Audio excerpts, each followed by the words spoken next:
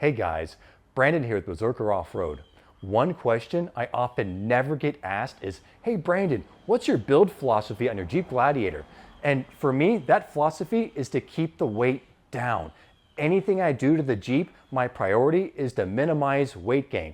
Now, as an example, if my Jeep were a lifter in the gym, it'd be the dude at the start of the weight rack sitting there curling 20-pound dumbbells. You know, like other guys in the gym, they're like, check out this noob, he's curling 20s, what an idiot. I'm gonna show him up when they start curling like 50-pound dumbbells or something and throw their back out along the way, but whatever, they finish their set and they rack the weights, oh, that felt good. And I look down and the dude's still curling 20s, like he hasn't stopped his set. He's like 26, 27, 28, 29. He's going, he's got these massive veins bulging in his biceps. His neck is just pulsing with every heartbeat. His face is red as an apple. He's just going at it. And he sets the weights down, after his arms are shaking. And they're just like, damn, he got a hell of a workout out of those 20s. I bet I can learn something from that guy. I didn't think that was possible. That's how it is with my Jeep. With my Jeep, I've learned to do more with less. And part of that is going with aluminum skid plates underneath my Jeep Gladiator. Oh, that's much better. Okay. Now from the factory, this Gladiator has some pretty decent skids. It's got this thick steel skid plate under the gas tank. It's got a transfer case skid that's right now resting on my rump. But, and a front axle disconnect skid, but I will be upgrading my protection. Now, I don't need heavy duty, thick, strong steel skid plates that are built for smashing into rocks and making the terrain submit to where you want to go. No, I'm going with aluminum skids. I just need something to give me a little bit of gliding protection. So when I, kiss the rocks, I can keep sliding over them and keep going. Also, I need to keep weight down. I want to maximize my payload, and adding steel skid plates when I don't need them because I'm not doing aggressive crawling is overkill. So I'm going with aluminum skids. It'll help cut down on just stupid things from happening. An example, yesterday when we were on the trail, the very first trail I went on, a branch about the diameter and size of a child's arm got lodged in between my drive shaft and my transmission cooling lines. Had that, ripped out those lines, I would have had a very bad day. So adding skid plates will cut down on stupid things like that from happening. So why should you care what I have to say? You and I both go wheeling. The only difference is I've got a YouTube channel and you likely don't, but you know what? That doesn't mean a damn thing. It's just a stupid channel. Now, as far as my Jeeps, I've had quite a few vehicles over the years and I have learned from them some expensive mistakes, and that has inspired me to make this video to share those mistakes with you so that you can take those things into consideration when designing your own build, because it's good to hear other people's perspectives and mistakes they've made and their experiences so you can balance that against your own needs. Now for me, I started out with oh Jesus, that sun. My first Jeep was a 2007 Unlimited X, not a Sport, an X. It was made in October 2006, so it was one of the first JKs on the market, and I loved that Jeep. I bit the piss out of that thing, just beating it up on the trails. And that's really when I learned to wheel. I was new to it. I came in with a great group of guys. They took me under their wing, showed me what to do, and they let me make mistakes with that so I would learn. They didn't say, hey, go straight to 35s, go straight to a 4-inch lift and do all this stuff. No, I wheeled with them when it was stuck. And that's how I learned when I needed to change certain things and why things were important. And part of that was skid plates. Now, the first few years I had that Jeep, it was stock on the skids. In fact, the stock gas tank skid, I beat it in so hard, I lost over a gallon of fuel capacity because the steel was pressed up, impeding on the plastic gas tank.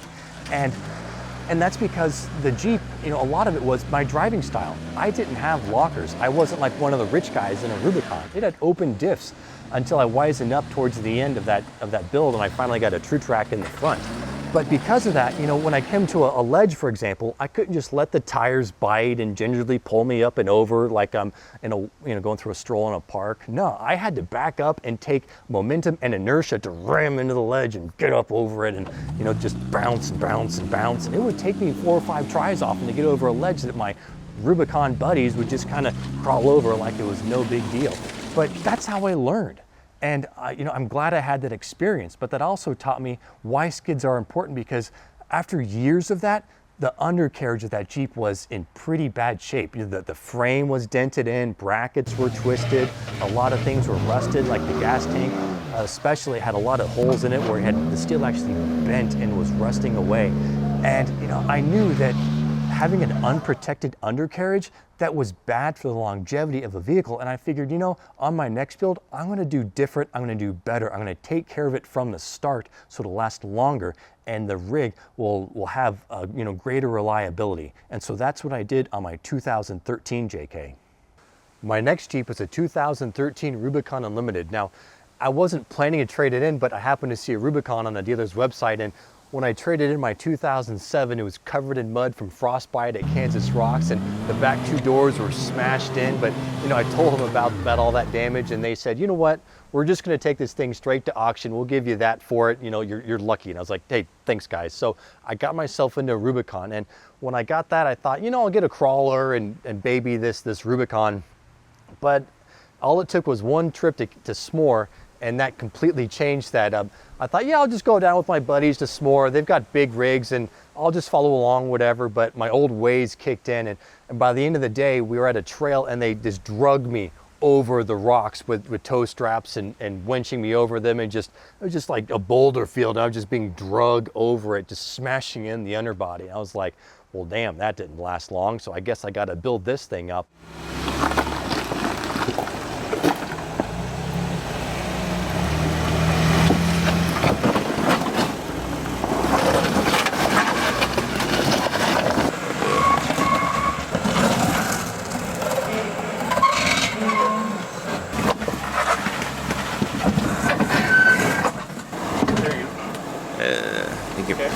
Right there.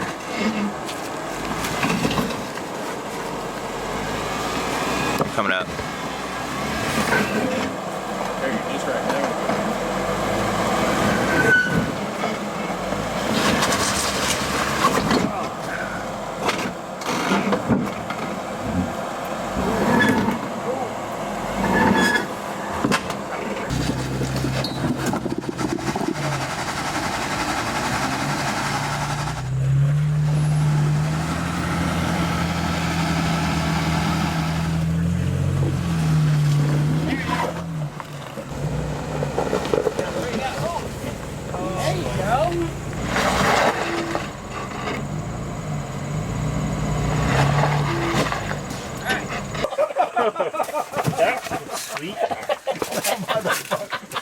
Oh, you are getting teabagged tonight, sir.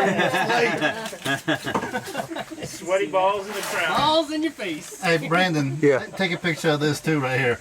This used to be a muffler. It's not anymore. Used to be muffler. With that Jeep, I was like, you know what? I've been crawling. There's this thing called overlanding that people are doing. So why don't I build it so I can do both? So I can go crawling on one weekend and go on family adventure trips on the next. And so I decided, yeah, I'm going to build a Rocklander. That sounds like a great idea. But I want to protect it, so I'm going to go overkill with the skids. And I end up adding over 200 pounds of skids and armor to the bottom of that thing. It was overkill. In fact, a buddy of mine, I had him custom made an oil pan and transmission skid for me. It was 3 layers of steel that were boxed in just so the thing wouldn't bend when I hit it on rocks. He made me a reinforced transfer case skid that was also boxed in. He made me custom sliders that tapered out towards the back and just a lot of extra protection. So I was like, there's no way I'm gonna break this thing. But I didn't take into consideration the weight. It was heavy. All that extra weight was really harming my performance. And then because overlanding, which is synonymous with overpacking, you know, there was just a ton of crap in that thing and all these tools and racks and rooftop tent and all this stuff. And it was a very bad off-roader because it was so heavy, it couldn't get out of its own way.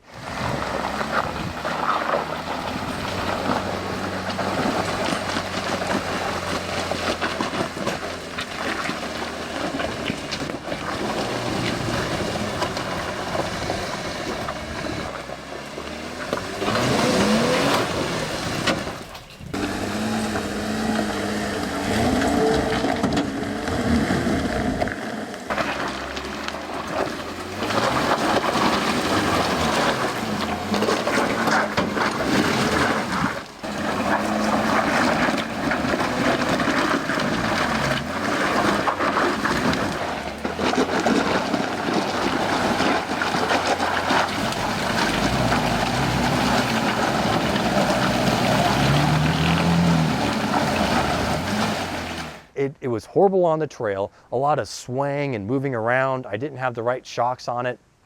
And I learned, you know, if I want to be a quote Rocklander, which is now a buzzword, it's expensive. And I don't have the money for that. I can't build a rig that you know, I can swap out the axles and put on bigger tires and then have this really expensive suspension on it just so it can have all this extra weight. I realized that's not what I want to do. I don't want to put that kind of money into a rig. And then with that rig, it was so heavy that eventually reliability became a factor, to the point where I was on the highway on the way back from a trip in Colorado, and I blew a little pulley blew out on the engine. Well, the Jeep broke down. I'm 10 minutes south of Lehman on I-70. I heard a loud clank, and then I lost power steering and my temperature shot up. So I pulled to the side of the road and I radioed ahead to Rich. Rich, I've got a problem. I think my Jeep's on fire. There was smoke coming out of the hood, smoke coming out of the back of the Jeep. So I radioed ahead to him that I had a problem. So he was able to pull over. I had my fire extinguisher, slowly popped my hood. Luckily there was no fire, but there was coolant everywhere from the radiator cap venting the coolant. Come to find out, my idler pulley, the bearing on it seized up and shattered, and that's that clanking, was that bearing exploding. And the idler pulley melted from my belt, slipping around it. The engine overheated, it died on the side of the road. I cooked the head gasket, and so oil and coolant were mixing all over inside the engine, and I had to have the engine replaced. The transmission was going out on it, it was skipping on the shifts, and it was catching, it was real lurchy. And a lot of that was because it was a heavy vehicle. I was asking it to do too much, and so I knew on the next build I had to be smarter about it. So the first build, my 07, it was, you know, light on the skids, but I was very hard on the vehicle. The next rig, it was very heavy. I wanted to do too much, and that I got into reliability issues. And so with this Gladiator, now I know, okay, there's a sweet spot. And I know I need to tailor the kind of trips I do to be more responsible with the rig, because I don't want to put a ton of money into it that I don't have to. I don't want to break it and have reliability become an issue. So with this rig, with my Gladiator, it's all about keeping the weight down on the build so I have extra room for payload, so when I do need to take extra stuff, I can and not worry about it. And so it's doing more with less, and part of that is aluminum skids. And I'm very pleased so far with how these skids are turning out for me. So with that background, it was easy for me to decide on the Artec aluminum skids. Now, there are other manufacturers out there, and it's a trade-off for what you get with a lot of those skids. One of the manufacturers, their steel skid plate system, they claim is so strong that it prevents the frame from twisting. Now, personally, I think the Jeep engineers knew what they were doing when they designed the frame to flex, and so I like having skids that also flex with that frame. Again, lightweight, that's my main deciding factor for getting these skids. In fact, because you have to take off the stock gas tank skid, transfer case skid, and crossmember and replace those with aluminum components, in the end, you only add 10 pounds to the vehicle weight. That's huge. That gives me a ton of extra space for my payload, you know, and that's not weight I'm wasting, you know, taking that out of my payload, because remember, anything you add in the vehicle, that's yourself, the fuel, your food, all those extra things count against your payload. So everything you add to your vehicle, you have to subtract that from the payload. And skid plates, that's a huge weight savings of going just aluminum while getting extra protection. So I am very glad I have these aluminum Artec skids. Now, one thing I do want to mention is they are not a sponsor. I don't have sponsors. I don't like channels that are sponsored, because you feel like you're watching commercials all the time, and a lot of times the hosts, they don't even disclose that, and it kind of feels like you're getting cheated as a viewer, because in the end, your time is the product. You know, they get free stuff because they're sharing their video with you. But anyway, so yeah, I'm not sponsored. They didn't ask me to make this video. Just a little bit of rain. So I'm a big fan of their stuff. Also, on the my JK, I had their front truss on the Dana 30. Holy shit. The Artec Gladiator skids are a complete Bellypan system, meaning the skids protect most major underbody components from axle to axle. The kit includes skids for the oil pan, transmission, transfer case, gas tank, and also has a new crossmember. Components are CNC laser cut and CNC formed for a precise fit and clean look. The kit weighs 90 pounds, but you remove 80 pounds of factory steel skids, so in the end, you only add 10 pounds to your Jeep. Skid plate bolts are countersunk for a smooth surface. It's crazy how light these skids are. When installing, get help from a buddy with good personal hygiene. You'll get close to them when you strap the gas tank to the frame. Everything you change on your rig has compromises. Some Bellypan skids cover the catalytic converter, but the Artec kit does not, and I'm fine with that. I would rather be lighter. Annoyingly, the oil pan skid contacts the exhaust crossover pipe. I can't ream it out because it contacts all the way across the skid. This creates a small rumbling in the cab when driving and popping noises when turning. The rubbing was getting worse. I asked Artec about it. They said it's something that affects less than 5% of Jeeps because of different exhaust suppliers. They said to use a map torch and clamp the exhaust pipe to clear their skid.